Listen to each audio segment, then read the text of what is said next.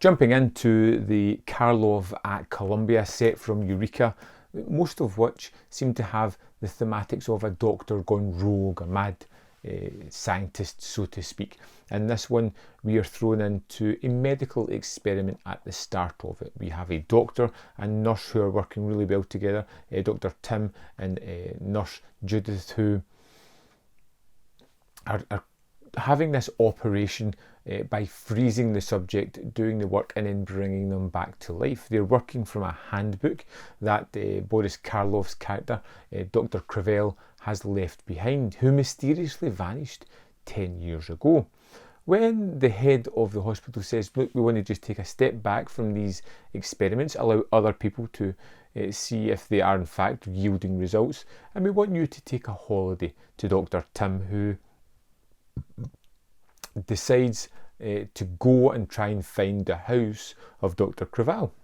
And when he and Judith get there, they kind of see that it's run down. It's been completely abandoned. They're just searching for any kind of hints towards more information about these experiments when they discover a basement room and a large frozen door which they pry open and see this massive ice block and this man at the bottom of it. Chiseling out Dr. Crevel, they thaw him out, bring him back to life to discover that he accidentally, kind of, froze himself 10 years prior.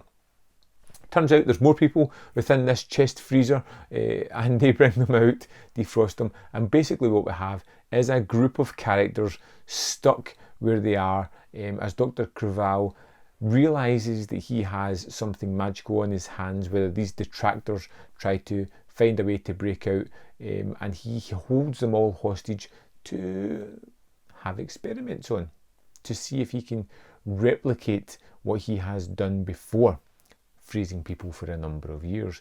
And it's rather pulpy and fun, and it's nice to see Karloff come into the movie midway through and really take hold of this.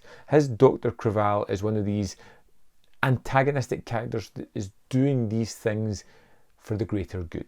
And you see that a lot within these movies, where he wants to do better things for man. He wants to cause, stop deadly diseases from taking hold. But to do that, he's going to have to do some horrible things along the way. And it's up to Tim and Judith, our protagonists of the piece, to somehow figure out a way to save the day. And I love a lot of things about this, the production standards as well, because it's a fairly small movie. There's only a couple of different sets, but they use them to great value. I loved the kind of group of guys that are naysayers of Dr. Crevel, who were locked up with him, frozen with him, and how they just won't let things play out easily. You know, they want to be antagonistic when they're in this pressure cooker situation, rather than just waiting till they're safely out and then shaking the tree. But no, they do it the wrong way around and ends up in murder and deceit and more murder. I loved Karloff's performance, as I do with most of these movies. I think it's really interesting. He tries some different things. You see a man on the edge and ultimately going over it. And it was a really fun entry point into these series of movies. One of the better ones, I suspect, within this set. I'd love to know your thoughts on The Man with 9 Lives. Let me know in the comment box below, and I'll see you next time on Man v Film.